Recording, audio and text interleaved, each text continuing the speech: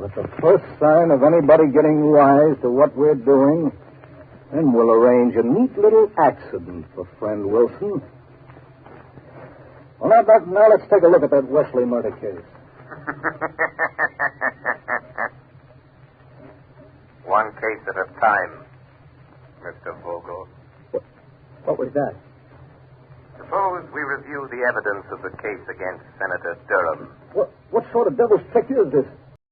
Who are you? I am the Shadow, Vogel. But I can't see you. Nevertheless, Vogel, I am here, in the shadows. Gee, what? Somebody's talking and nobody's here. Shut up, Travis. I'll handle this. Oh, so you're the Shadow, eh? You come here to play your hypnotic tricks on me. What do you know about Senator Durham's business? I know everything about it. Greetings and welcome to another episode of Enhanced Radio Classics. I'm your host, Brian. Thank you for joining me as we go back into radio's golden age and try to make the episodes sound a little bit better in our modern times. Currently, we are doing a retrospective on the first season of The Shadows starring Orson Welles. This next broadcast is the 20th episode from season 1, titled The Phantom Voice, and originally aired on February 6, 1938.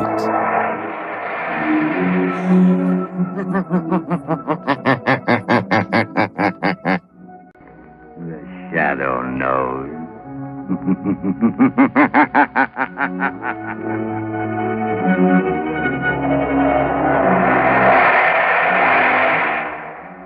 Lou Cole presents one of radio's most famous features, The Shadow.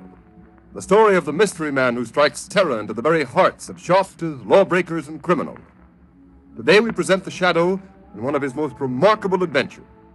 A modern mystery of science and crime, The Phantom Voice.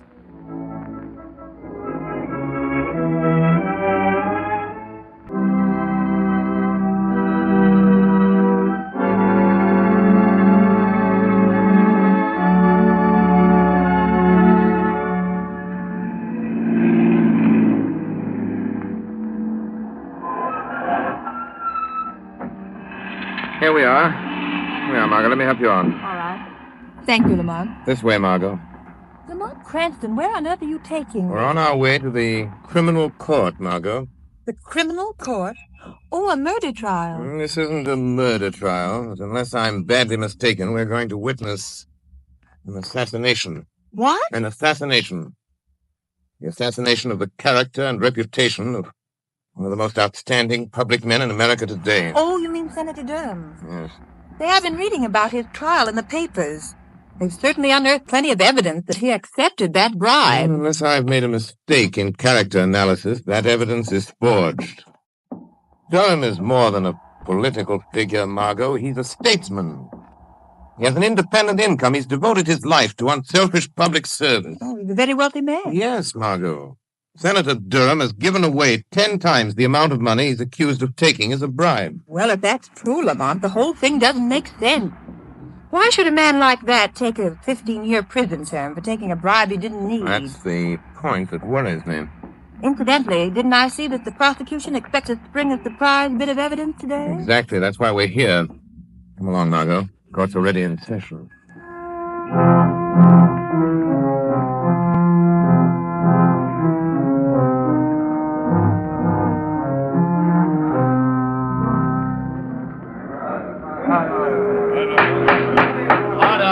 Order in the court.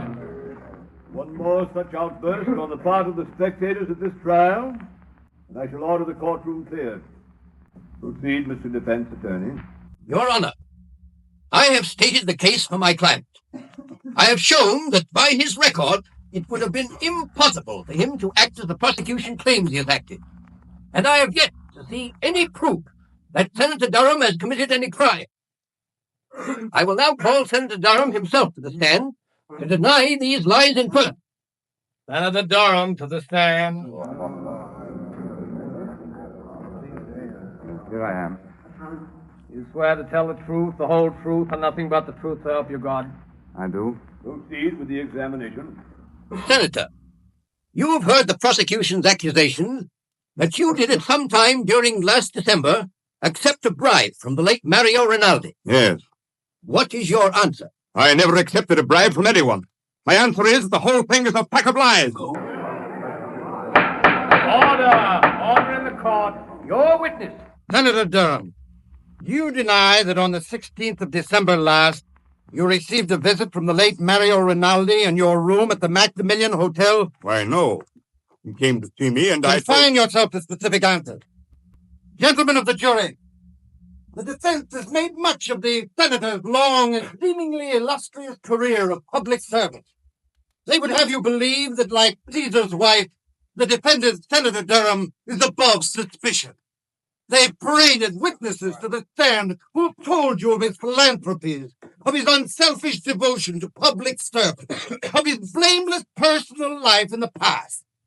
That we do not contest, refute, nor deny. But unfortunately for Senator Durham, he is not being tried for his past. We, the prosecution, need but one more bit of evidence to complete our case. We have that evidence. Order in the court. I beg leave to show the jury a soundtrack motion picture of a meeting between the defendant and the late Mario Renaldi, whose bribe of $50,000 paid to the defendant is the basis upon which this case was brought to trial. Order in the court. Has this motion picture a direct bearing on this case, Mr. Prosecutor? It has, Your Honor. Has the counsel for the defense any objection to the introduction of this type of evidence without due notice? Senator Durham has nothing whatever to fear from the introduction of any authentic motion picture record of any meeting of Mario Renaldi and himself, even though the picture was made without the senator's knowledge. Very well. The projection equipment is in the courtroom. Will you order the shades drawn and the lights extinguished? Court attendants will please draw the shades. Again, I caution the spectators against any outbursts of any kind. Furthermore, no one will be allowed to leave the court until the introduction of this evidence is complete. You may proceed, Mr. Prosecutor. With the court's permission, we will place the screen in full view of the jury. Your Honor, Counsel for the defense has a question. for the sake of the record, will the prosecution state at whose request this motion picture was made? It was made at the request of Anthony Vogel, an attorney of this city. For what reason? As a citizen interested in public welfare. Ready to roll a film, Mr. Prosecutor. Very well. Now, if the attendant will turn out the light. Certainly, Your Honor. Order. Silence in the court. The prosecution will submit affidavits to prove that this is an authentic film record of a meeting between Senator Durham and Mario Renaldi on the evening of December 16th. You may turn on the machine. Yes, sir. Yes, come in. Oh, hello, Renaldi. I've been expecting you. Look here, Senator Durham. Why haven't I got the contract award on that Buster Street building? The money's been appropriated. You said you'd use your influence if we pitched you up. Of course, Renaldi. I told you you'd get that contract. For a consideration. If you didn't send me my present of $50,000 for swinging it your way, so naturally Oh, so that's it. You want to be paid off first, huh? Yes. And in cash. No checks. Okay. You'll get your 50 grand. Get me that contract. I'll be back in an hour with your money. Order in the court. Order in the court. That's the end of the film, gentlemen. It's a lie. A lie, I tell you, I never said that. Order in the court. Your Honor, I object. My client never had a conversation with Mario Renaldi. That picture is a fake. One moment. Attendants will please turn on the light. Your Honor, allow me to remind the counsel for the defense that pictures do not lie. Your Honor, we do not deny that the meeting between Senator Durham and Mario Renaldi did take place in the manner shown in this film, but we deny that any such conversation took place. Have you any proof of that? There are only two people who could know what went on in that room. Senator Durham and Renaldi. And Renaldi is dead. Do you deny the voice was the voice of the defendant? My client admits that it sounds like his voice, but it cannot be, since he never asked or received a bribe from the late Mario Renaldi for any reason or purpose whatever. Your Honor, I ask a recess of this trial in order that the defense may have an opportunity to study this film and soundtrack. I object. I do not see how the due process of law will be impaired by a 24-hour delay. Objection overruled. Court's adjourned until 10 o'clock tomorrow morning.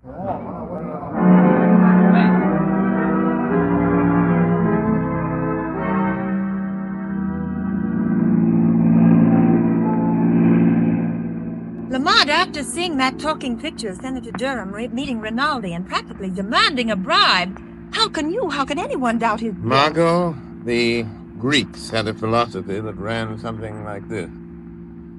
Only believe half that which you see and nothing you hear. Oh, but Lamont, that wasn't hearsay evidence. That was the senator speaking. That was his voice. Even he couldn't deny. No man knows the sound of his own voice, Margot. Besides, Durham never spoke those words to Renaldi. But you saw him. You saw the motion picture. Exactly. Because I did see him speak, I know he didn't say the things that were on the soundtrack of that film. What do you mean, Lamont? Have you ever watched the movement of a man's jaw muscles when he speaks certain words? You mean you know what he really said? No. No, his face was half averted from the camera. I couldn't see his lips. I don't know just what he did say, but I know he didn't utter the words we just heard. Oh, but Lamont, it was still the senator's voice saying those other things, demanding that bribe. I'd swear to it. Yes, and so will the jury, Margot. Unless something is done within the next 24 hours, one of the finest men in this country, an innocent man, Senator Durham, is going to be railroaded into prison for 15 years by his political enemies. I'm stopping here, Margot. I want you to wait in the car, please. The lawyer's building. What are you going to do here, Lamont? I'm going up to the 25th floor, Margot. The Shadow has an appointment with one of the most crooked lawyers in this city. Anthony Vogel was so interested in the public welfare that he went to the trouble of having a sound camera planted in Senator Durham's hotel suite the night of December 16th.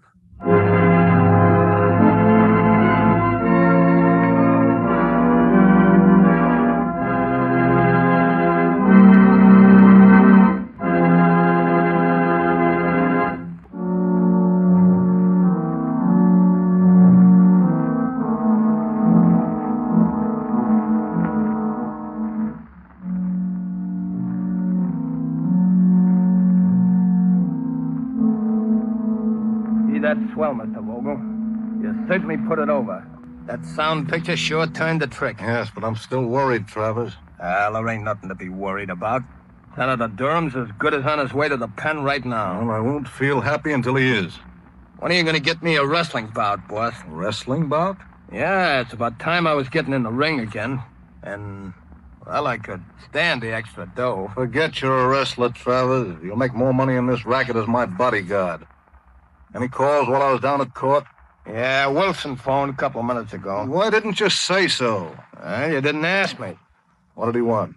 I wanted to talk to you. Hey, what do you suppose he wants? Dough? I've paid him all he's gonna get. And maybe he's read in the afternoon papers what we're really using that soundtrack for. If he gets white-livered and talks... Well, maybe we should fix him so he can't talk, huh, boss? What do you mean?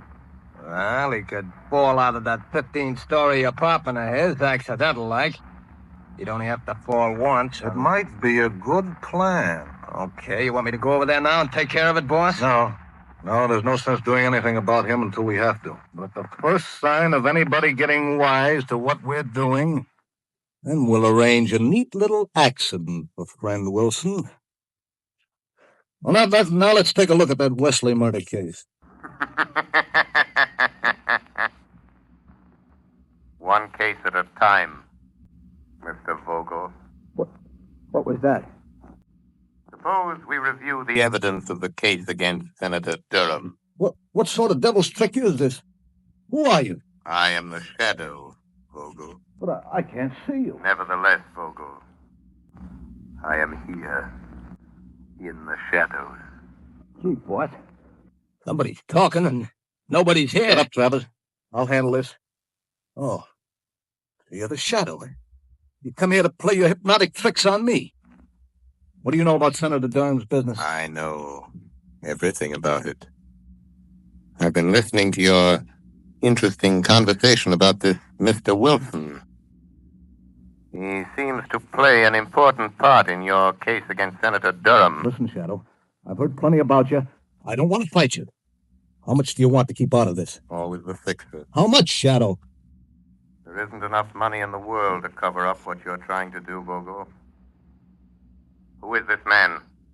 Wilson. What part did he play in this scheme of yours? Oh, so you don't know. You're just trying to find out, are you, Shadow? Brothers, lock the door. Okay, boss.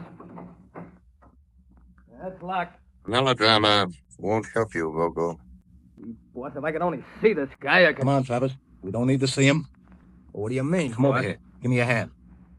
Well, okay, but it don't make much sense. You'll see. All right. Stand up with me against this wall. Now, stretch out your arms. Can you touch the side wall on that side? Yeah, I can touch it. Good. I can touch it on my side. Now, walk slowly to the other end of the room and don't let your fingers leave the wall. Oh, I get it. Then the Shadow can't get past me, huh? You're quick. Now, walk forward slowly. Slow, you fool! Okay. Well, I don't feel nothing. We're almost to the end of the room, boss. Maybe he got away. No, he couldn't go through the door. It's locked. Window is locked, too. Hey, boss, I felt something. Huh? I got him. I got hold of him, boss. I can't see him, but I got him. I got the Shadow around the throat. He's a man after all. Gee, strong. Good. Kill him, Travers. Maybe he can. He's choking me. Give me your gat, boss. I'll shoot him. You don't need a gun. It'll make too much noise. He's weakening, boss. Kill him, Travers. Give him your famous stranglehold. If he doesn't let go, he'll kill me. Yes, Shadow. This is where you die. Finish him off, Travers. I've got to hurry and take care of Wilson before he gets a chance to talk.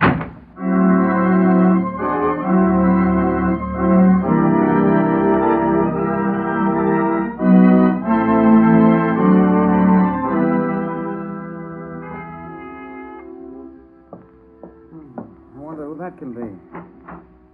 Oh, good evening, Mr. Vogel. Hello, Wilson. I hear you were trying to get hold of me earlier this evening. Yes, that's right. I want to talk to you. Won't you come in? Are you alone?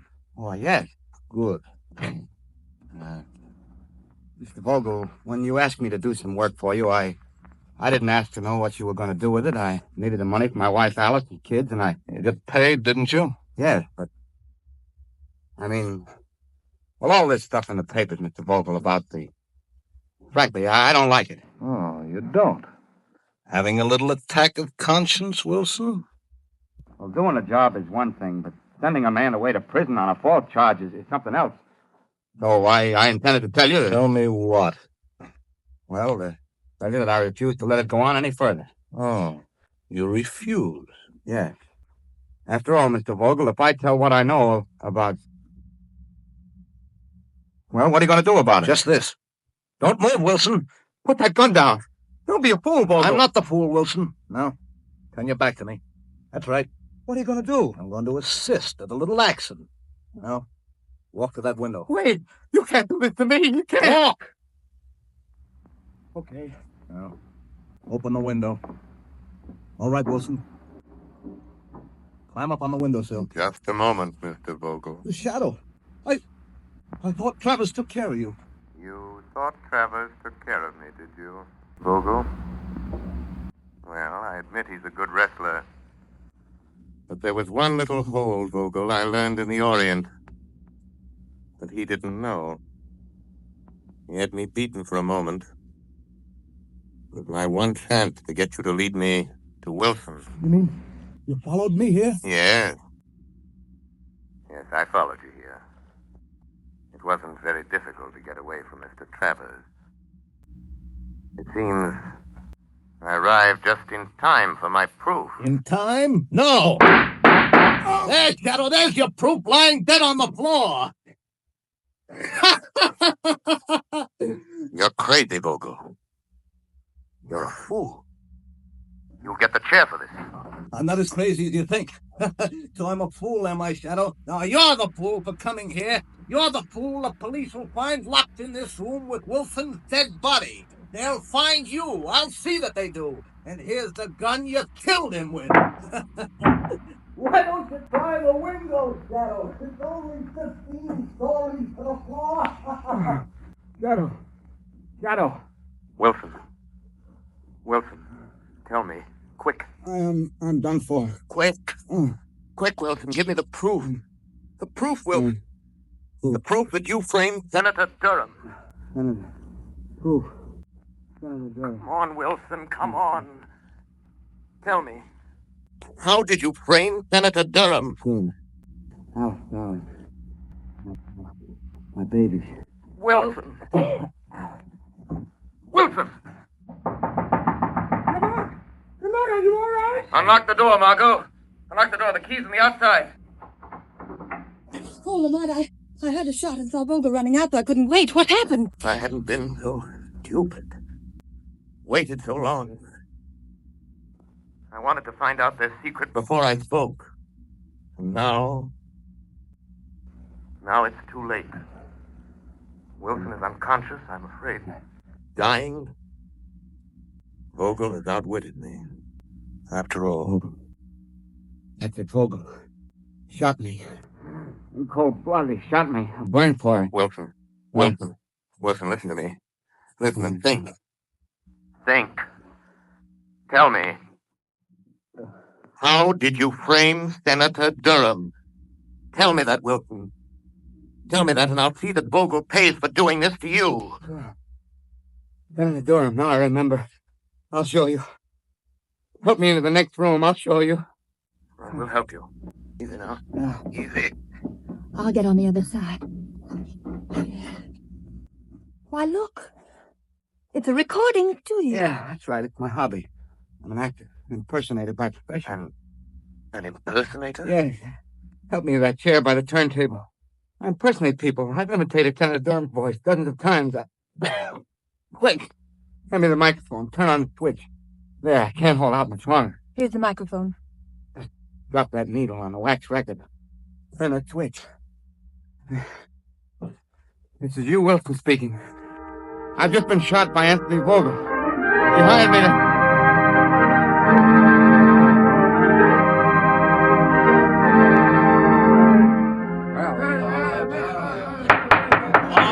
Order in the court. Your Honor, I move that the case against my client, Senator Durham, be dismissed. On what grounds? On the evidence contained on this record found in the apartment of the late Hugh Wilson, the radio and stage impersonator who was found shot in his apartment last night. I ask the court's permission to play it at this time. Permission granted. You may start the record now. Yes, sir. This is Hugh Wilson speaking. I've just been shot by Anthony Vogel. He hired me to impersonate the voice of Senator Durham. It's my voice on the soundtrack of the picture shown at Senator Durham's trial. I'll show how I did it. Listen. Of course, Renaldi, I told you you'd get the contract for a consideration. But you didn't send me my present of $50,000 for swinging it your way. So naturally, that's how it was done. That's how I did it. Durham's innocent. He never uttered those words. I did it.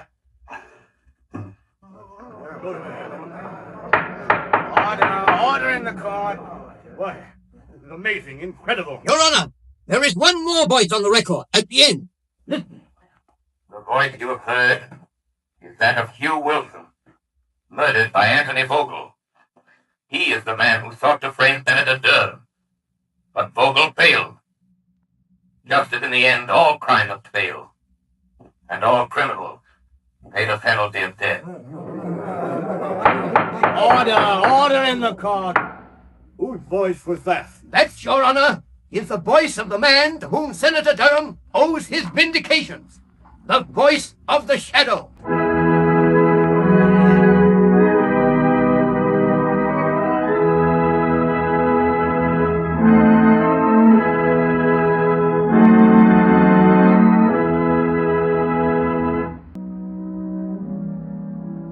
have just heard a dramatized version of one of the many copyrighted stories which appear in the Shadow magazine. All the characters and all the places named are fictitious. Any similarity to persons living or dead is purely coincidental.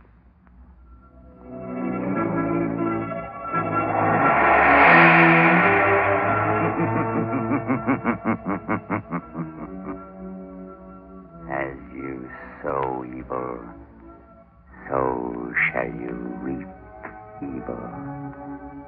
Crime does not pay. The shadow knows.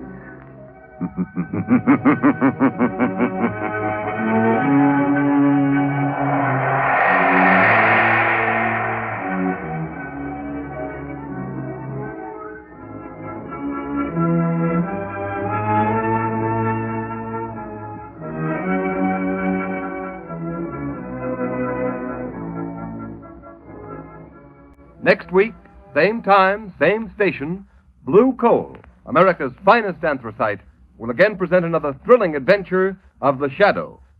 Be sure to listen. And The Shadow closes out episode 20 from the first season, titled The Phantom Voice, which originally aired on February 6, 1938. I like it when Lamont tries to help an individual versus the saving the city plot lines. However, I find it interesting that the person he's trying to save is a politician, a senator who is a great humanitarian, according to Lamont, and gives away a lot more money than the bribe he was supposedly received. Very different from the headlines of today, for sure. This is the first time I recall Reddick's shadow adding the line, "So shall you reap evil," at the end of the episode. Now, I wasn't alive back in 1938, but I have a hard time accepting the fact that a senator is secretly filmed and recorded with 1938 technology. Possible today? Sure. But 1938? I don't know. Once again, we see the Shadow is not the type of hero that is all-powerful. In this episode, despite his invisibility power, the bad guys find him in the room, and the Shadow grapples with the professional wrestler who comments that the Shadow is strong. However, the wrestler gets the Shadow into a chokehold. And unlike many superheroes, Lamont has his power of invisibility and skills because of what he studied in other countries for several years. I like that. And according to the show, it's more of a science versus being bitten by a spider or coming from another planet. And honestly, as I listen to this series, I'm wondering why we don't have more superheroes with the power to become invisible. Seems like it'd be a great asset to have when fighting crime. All right, that's all I've got for this show. Once again, thank you for listening. I hope you will join me on the next episode from The Shadow. See you then.